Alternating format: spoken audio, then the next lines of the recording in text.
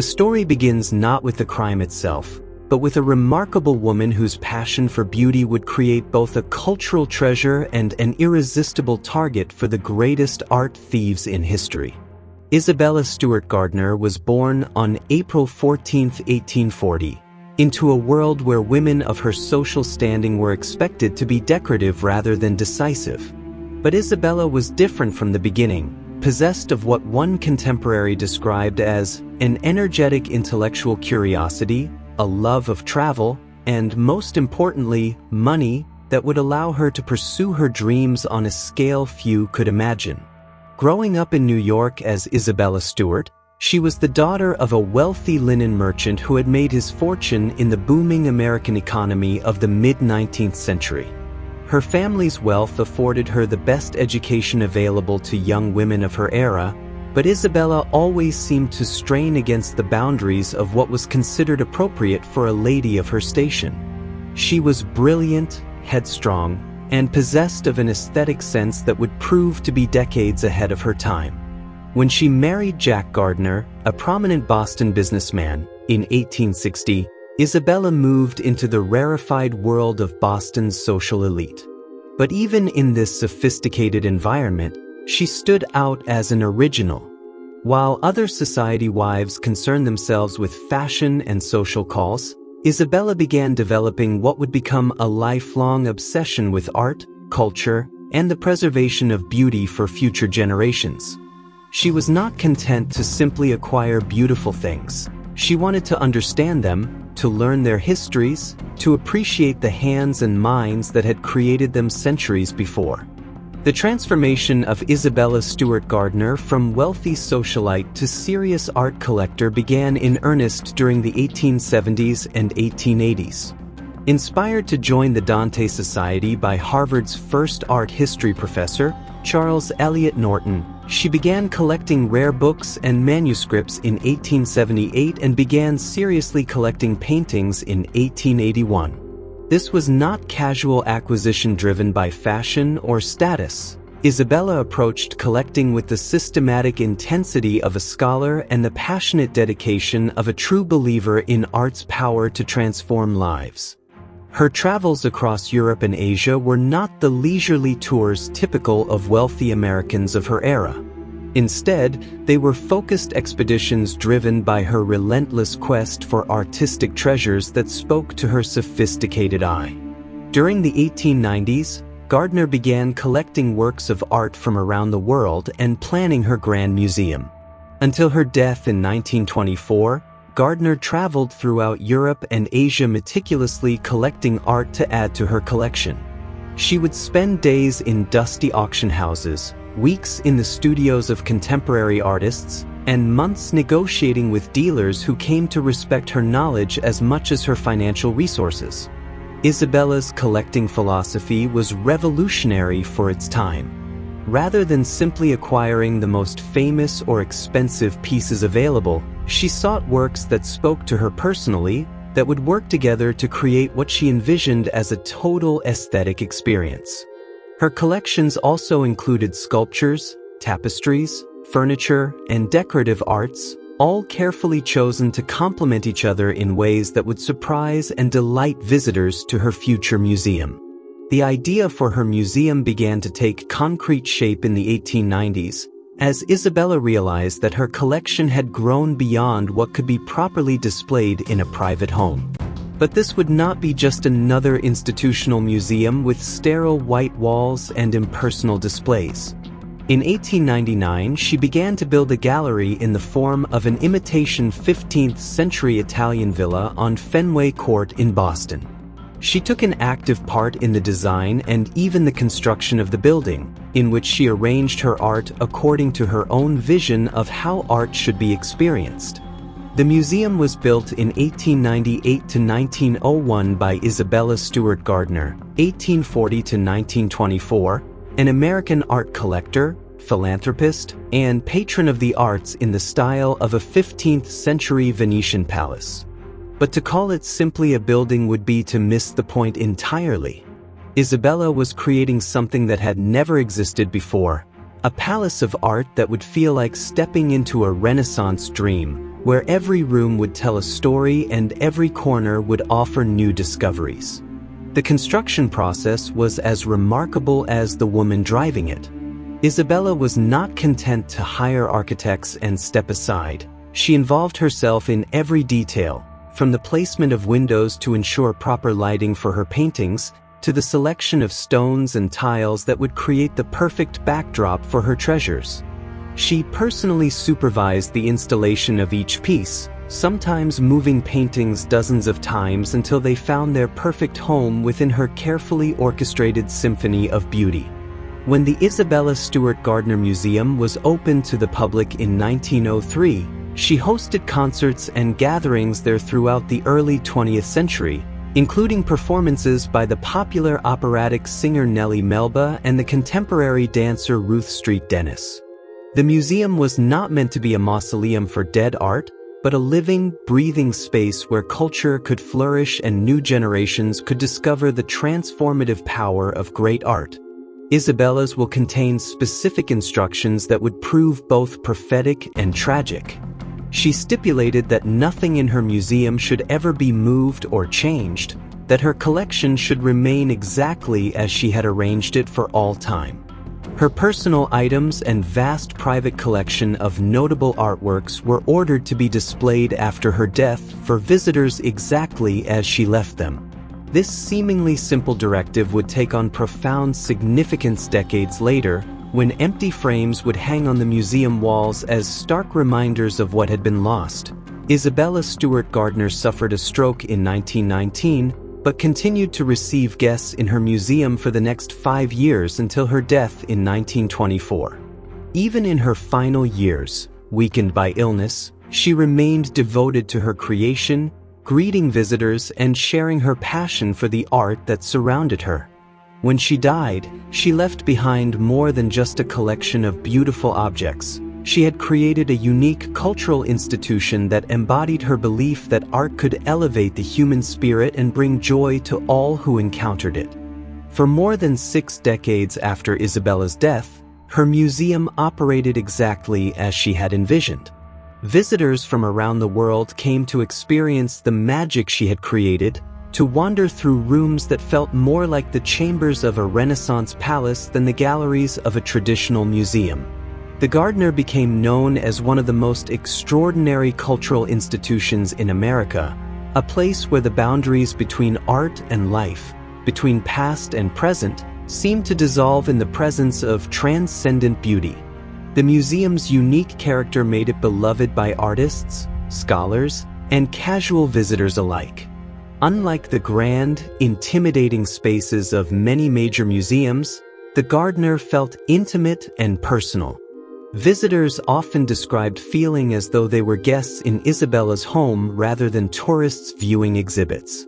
The collection itself was equally remarkable, featuring masterpieces by some of the greatest artists in history alongside lesser-known works that Isabella had championed with her remarkable eye.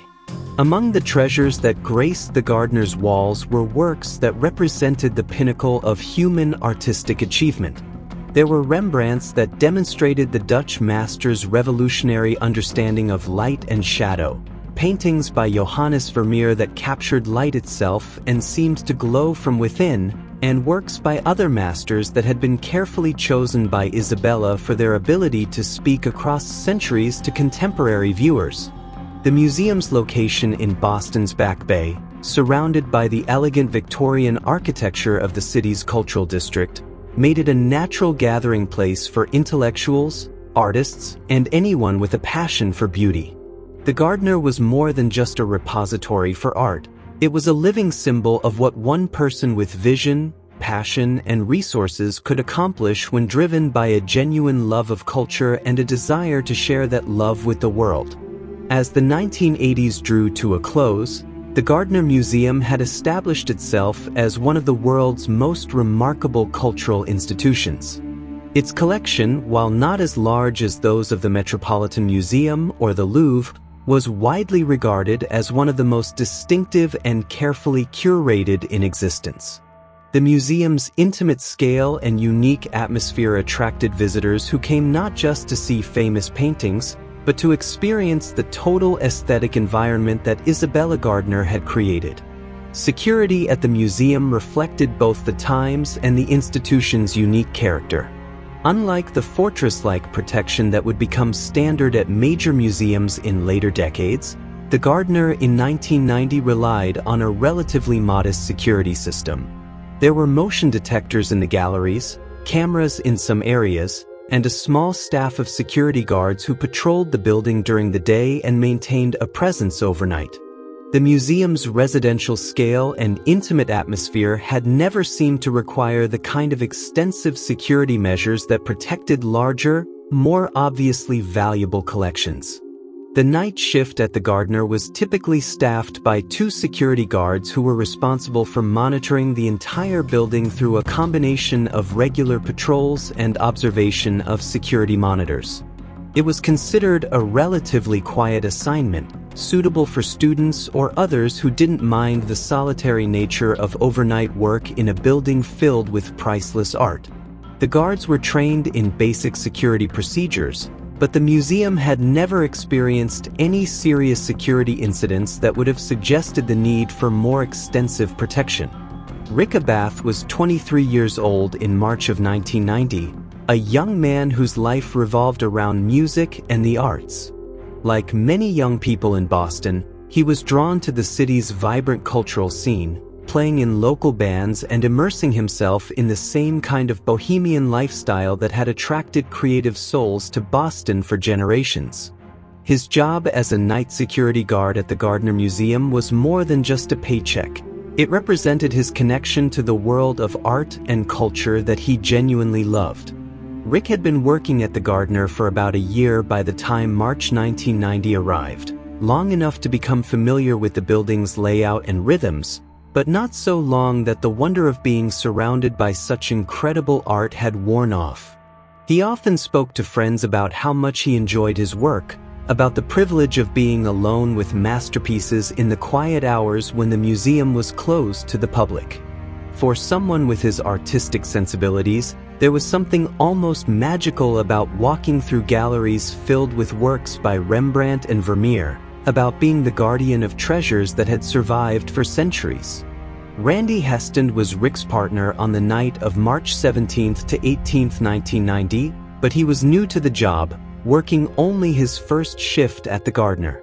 This meant that Rick, despite his own relative inexperience, was the senior guard that night, responsible for showing Randy the ropes and ensuring that all security protocols were followed properly.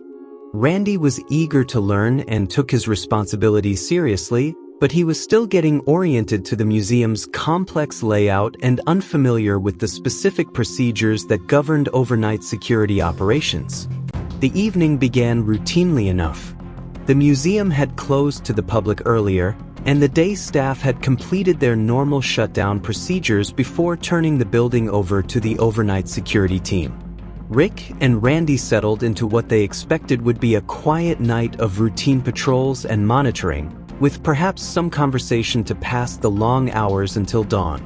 The building felt peaceful in the way that large, empty spaces often do at night, filled with shadows and the subtle sounds of old architecture settling into rest. Boston in March 1990 was emerging from winter into the first hints of spring, but the nights were still cold and dark. The city around the Gardner Museum was quiet in the way that residential neighborhoods typically are in the early morning hours, with only occasional cars passing on nearby streets and most windows dark in the surrounding buildings.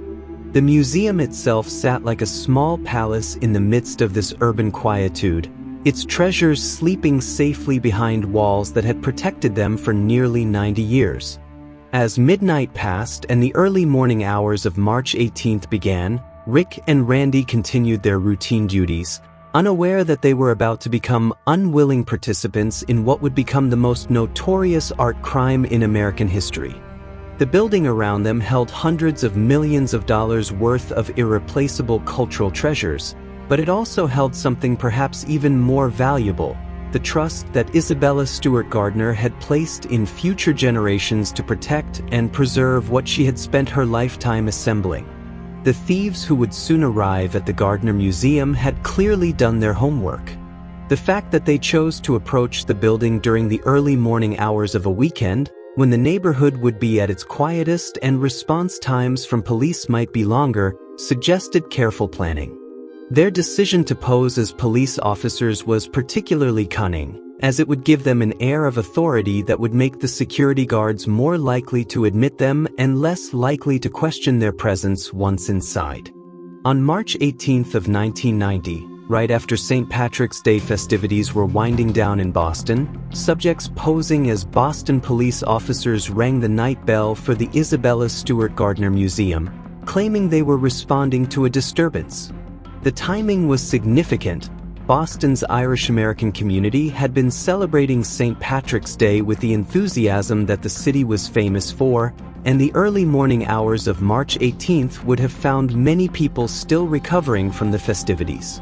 Police activity in the area would not have seemed unusual, and genuine officers might well have been making rounds to check on businesses and institutions in the aftermath of the celebrations. When Rick Abath heard the doorbell ring at 1:24 a.m., he looked at the security monitors and saw what appeared to be two legitimate police officers standing at the employee entrance. They were properly uniformed, carried themselves with appropriate authority, and claimed to be responding to reports of a disturbance at the museum. In the context of the post-St. Patrick's Day environment, their presence seemed entirely reasonable. Rick later recalled that the men appeared calm and professional, giving no indication of the violence they were capable of or the devastating crime they were about to commit. The decision to admit the two men would haunt Rick Abath for the rest of his life. Museum security protocols were clear. No one should be admitted to the building after hours without proper authorization from museum management. But the protocols had been written with different scenarios in mind, and the appearance of police officers claiming to be investigating a possible disturbance created a gray area that Rick felt compelled to resolve in favor of cooperation with law enforcement. Years later, security experts would debate whether Rick had any real choice in the situation. If the men outside were genuine police officers investigating a legitimate disturbance, refusing them entry could have been seen as obstruction. If they were criminals posing as police, they had already demonstrated their willingness to engage in deception and might have found other ways to gain entry if the front door approach had failed. But these theoretical discussions provided little comfort to Rick, who would spend the rest of his life knowing that his single decision had opened the door to cultural catastrophe. The moment the lock clicked and the door opened, the greatest art heist in history began in earnest. Once inside, the men, armed with pistols, tied up the guards and spent 81 minutes methodically looting the museum. The transformation from what appeared to be a routine police check to a violent crime happened with shocking suddenness. The thieves dropped their pretense of being officers investigating a disturbance and revealed their true purpose with the chilling words, "Gentlemen, this is a robbery." Rick and Randy found themselves facing armed criminals in a building filled with irreplaceable treasures, their training and protocols suddenly rendered meaningless by the reality of guns and threats. The thieves were clearly experienced in controlling situations and people. They quickly assessed the guards as no physical threat and efficiently subdued them with duct tape and restraints. The fact that they came prepared with tape and other materials for restraining the guards suggested that they had planned for this contingency and were not simply improvising as they went along. The guards were bound and taken to the basement, where they were secured to pipes and workbenches in a way that would keep them safely out of the way while preventing any possibility of escape or interference. The thieves' treatment of Rick and Randy was professional in its coldness. They used only as much force as necessary to secure compliance and showed no particular malice toward their victims. This was business, not personal, and they seemed eager to get on with the task they had come to accomplish. From their position in the basement, Rick and Randy could hear the thieves moving through the museum above them, their footsteps echoing through the building's corridors as they made their way to the galleries that housed the most valuable works in Isabella Gardner's collection. The sound of footsteps on marble floors, muffled conversations between the thieves, and the occasional noise of frames being moved or objects being handled created a soundtrack of cultural destruction that the bound guards were powerless to stop. The thieves' selection process revealed both extensive knowledge of the collection and puzzling gaps in their apparent expertise. They made off with 13 pieces of art including works by Degas, Rembrandt, and Vermeer, but their choices suggested a complex set of motivations that investigators would spend decades trying to understand. Some of their selections were obvious choices for anyone seeking to steal the most valuable works possible, while others seemed to reflect personal preferences or specific knowledge that suggested inside information about the collection. Johannes Vermeer's The Concert was an obvious target for sophisticated art thieves.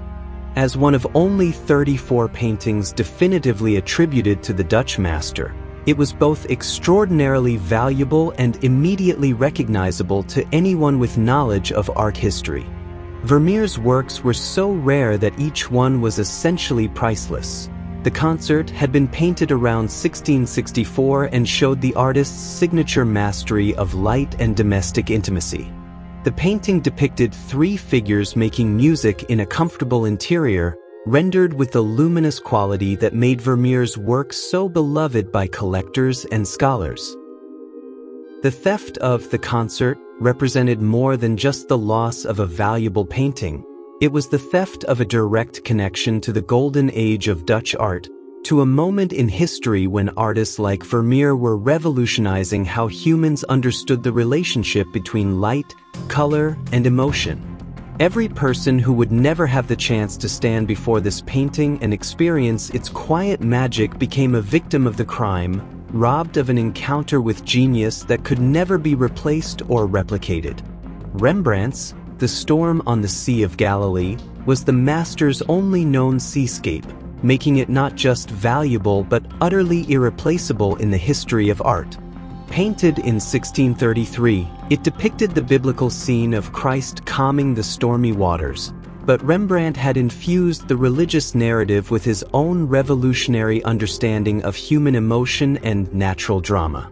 The painting was a masterclass in the artist's ability to capture both the physical reality of wind and waves and the psychological reality of fear and faith in the face of nature's power. The irony of stealing a painting that depicted Christ calming a storm while creating a storm of controversy and investigation that would rage for decades was not lost on those who followed the case. The painting had survived wars, revolutions, and centuries of changing artistic tastes, only to disappear in a single night because of two men's criminal ambitions. Its empty frame would become one of the most poignant symbols of the loss, hanging on the Gardner's wall like a wound that refused to heal. Along with The Storm on the Sea of Galilee, the thieves also took Rembrandt's A Lady and Gentleman in Black, a double portrait that demonstrated the artist's mastery of a very different kind of subject matter. Where the seascape showed Rembrandt's ability to capture drama and movement, the double portrait revealed his genius for psychological insight and his revolutionary approach to portraiture that would influence centuries of artists who followed. The 5 drawings by Edgar Degas that were stolen represented yet another loss of irreplaceable cultural heritage. Degas was known primarily for his paintings of ballet dancers and his innovative approach to composition and movement, but his drawings revealed different aspects of his artistic genius. These works on paper were particularly fragile, making their theft not just a cultural crime but a conservation disaster.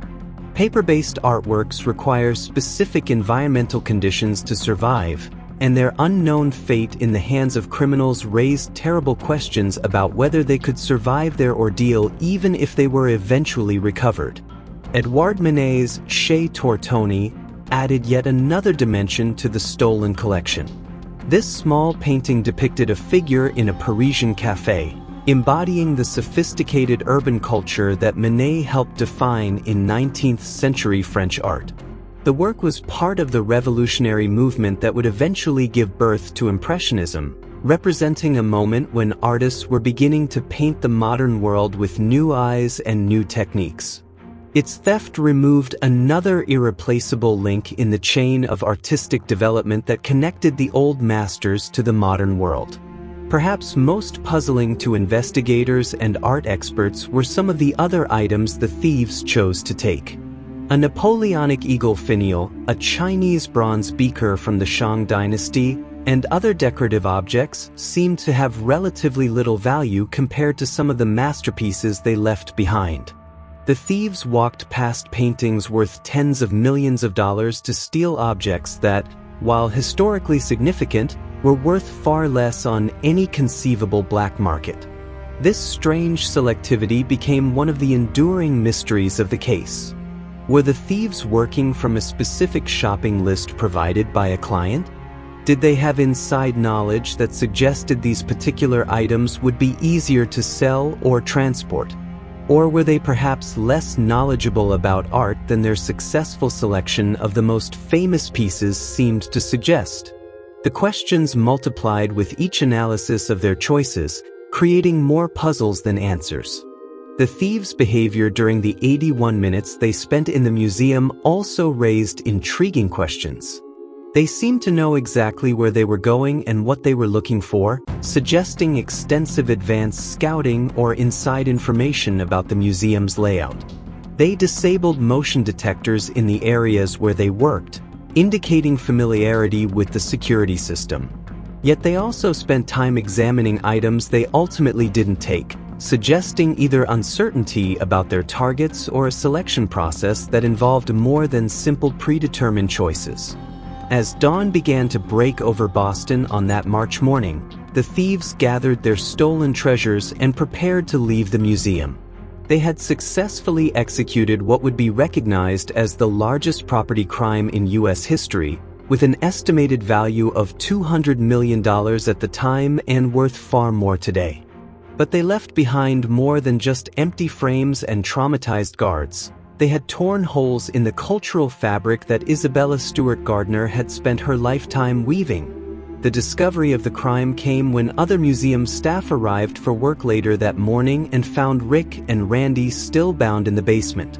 The immediate shock of realizing what had happened gave way to the growing horror of cataloging exactly what had been lost. As staff members and police officers walked through the galleries, the magnitude of the cultural disaster became increasingly clear. Empty frames hung on the walls like tombstones, marking the spots where masterpieces had once brought joy and wonder to countless visitors. The FBI was called immediately, recognizing that this was not just a local crime but an international cultural catastrophe that would require resources and expertise from the nation's top law enforcement agencies. On March 18, 1990, two men disguised as police officers gained access to the Isabella Gardner Museum and proceeded to steal 13 objects, including rare paintings by Rembrandt, Degas, and Vermeer, making it the largest property crime in U.S. history. The case was assigned to the FBI's Art Crime Team, a specialized unit that dealt with thefts of cultural property and had experience with the complex international networks that often facilitated such crimes. The investigation that followed would become one of the most extensive and frustrating in FBI history. Agents interviewed hundreds of suspects, followed thousands of leads, and explored connections that stretched from Boston's underworld to international art markets. The case file grew to enormous proportions as investigators pursued every possible angle, from local petty criminals to sophisticated international art smuggling rings. In 2013, the FBI announced it was confident it had identified the thieves, two local criminals who died shortly after the heist, but declined to name them. The FBI said it believed the artwork was moved through organized crime networks. This announcement represented a significant breakthrough in the investigation, but it also highlighted the continuing frustration of the case. Knowing who committed the crime was one thing. Finding the stolen masterpieces was quite another challenge entirely. The investigation has focused primarily on the Boston Mafia, which was in the midst of an internal gang war during the period. One theory holds that gangster Bobby Donati organized the heist to negotiate for his caporegime's release from prison. Donati was murdered 1 year after the robbery. The narrative centers on Bobby Donati, a figure who embodied the complex intersection between organized crime and high-stakes art theft that characterized much of the investigation. Bobby Donati was a small-time criminal with connections to Boston's organized crime families, but he was also someone who moved in circles where stolen art might be used as currency or collateral. The theory that he organized the Gardner heist as part of a larger strategy to negotiate for the release of imprisoned crime figures suggested a level of sophistication in criminal planning that matched the audacity of the theft itself. His murder in 1991, just 1 year after the heist, eliminated a potentially crucial source of information about the fate of the stolen works. The organized crime angle made sense to investigators for several reasons. The Boston Mafia had a history of involvement in high-value thefts, and the planning and execution of the Gardner heist suggested the kind of criminal infrastructure that organized crime could provide. The thieves had needed to acquire police uniforms, plan their approach to the museum, and arrange for the transportation and concealment of the stolen works. These were not tasks that casual criminals could have accomplished without significant support and resources. The FBI said it believed the artwork was moved through organized crime circles, suggesting a network of criminal contacts that could facilitate the movement and hiding of stolen cultural property. This theory implied that the paintings might have been passed through multiple hands since the theft, making their recovery even more challenging as each transfer would have obscured the trail back to their current location. The investigation expanded beyond Boston's organized crime families to include suspects from around the world. Art theft was an international business, and stolen masterpieces from American museums had been known to surface in Europe, Asia, and other regions where collectors might be willing to purchase works despite their questionable provenance. The FBI worked with law enforcement agencies in dozens of countries, sharing information about the stolen works and following leads that sometimes took investigators to the most unlikely places. One of the most frustrating aspects of the case was the number of false leads and dead ends that investigators encountered.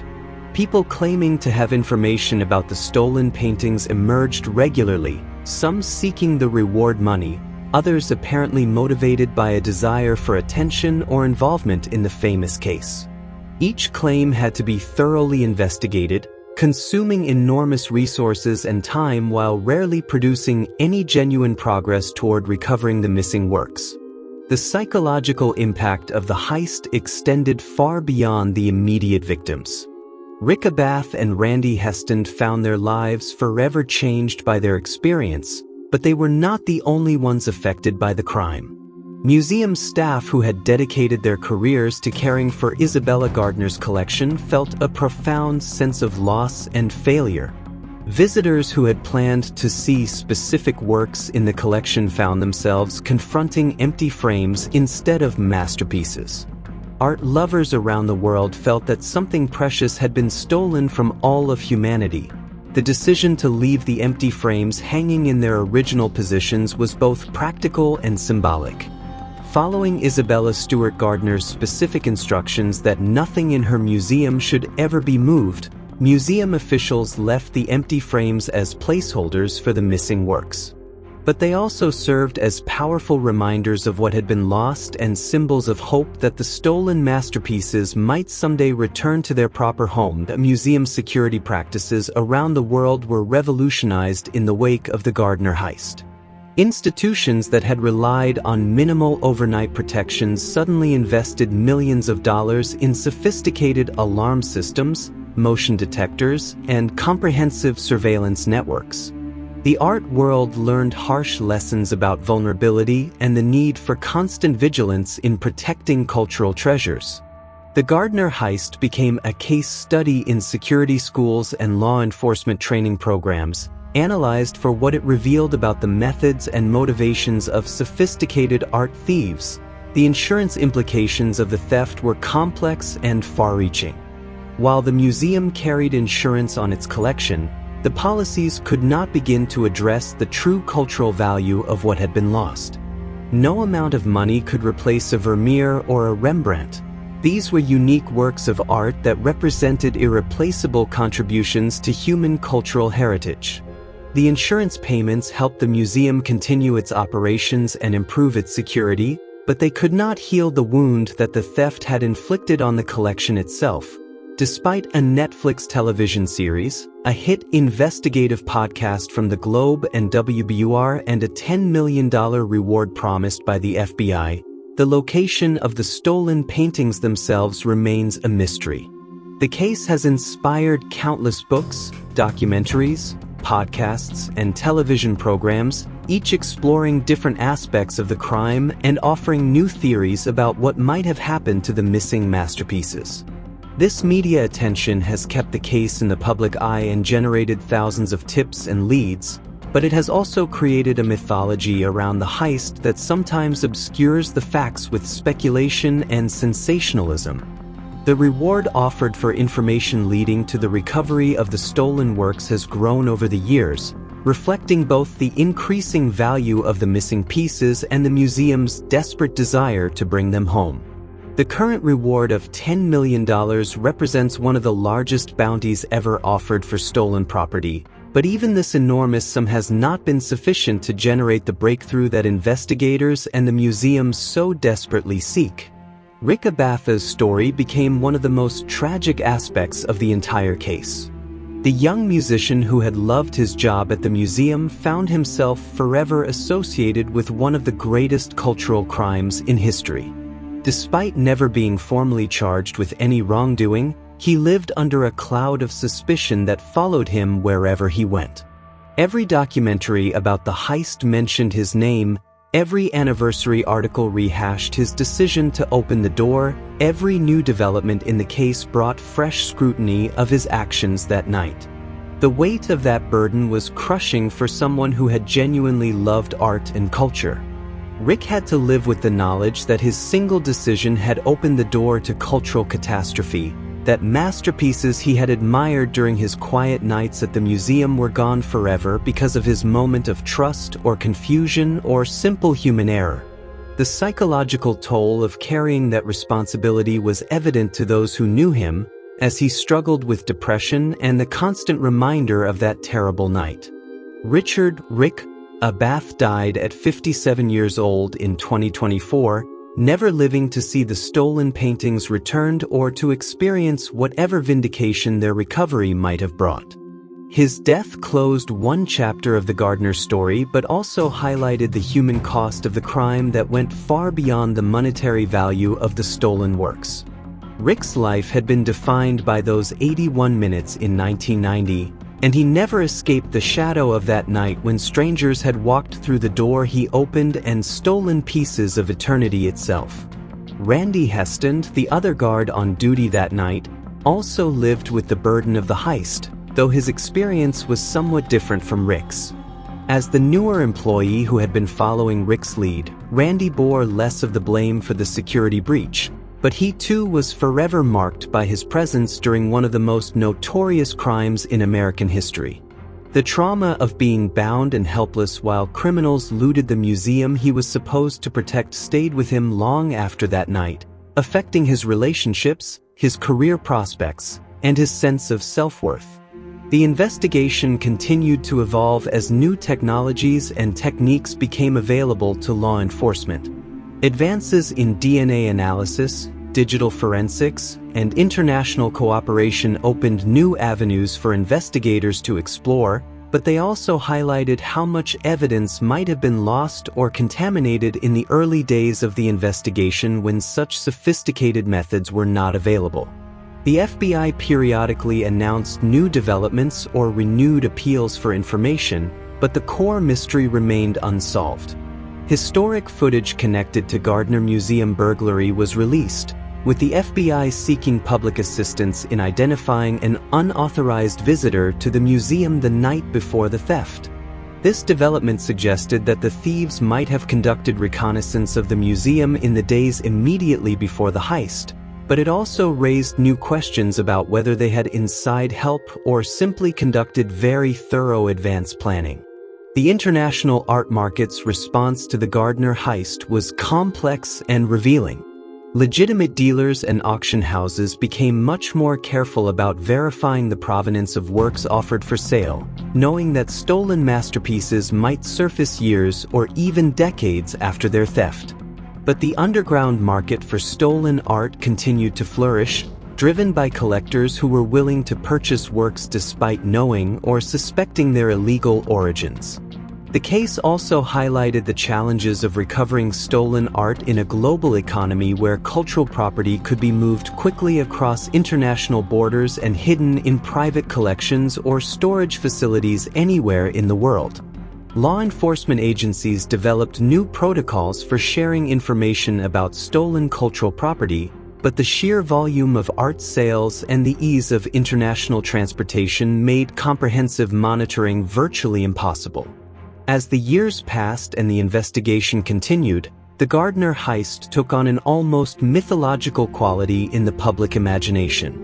It became a symbol of the vulnerability of our cultural heritage and the ongoing battle between those who sought to preserve art for public benefit and those who saw it merely as valuable property to be stolen and sold.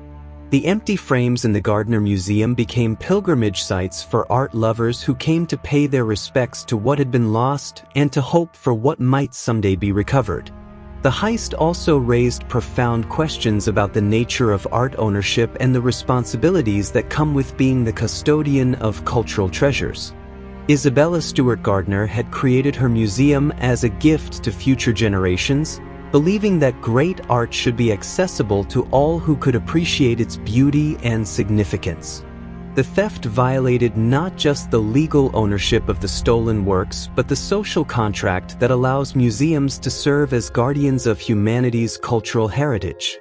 Educational institutions around the world began using the Gardner heist as a case study in courses on art history, museum studies, criminal justice, and ethics. Students analyzed the crime from multiple perspectives, examining the security failures,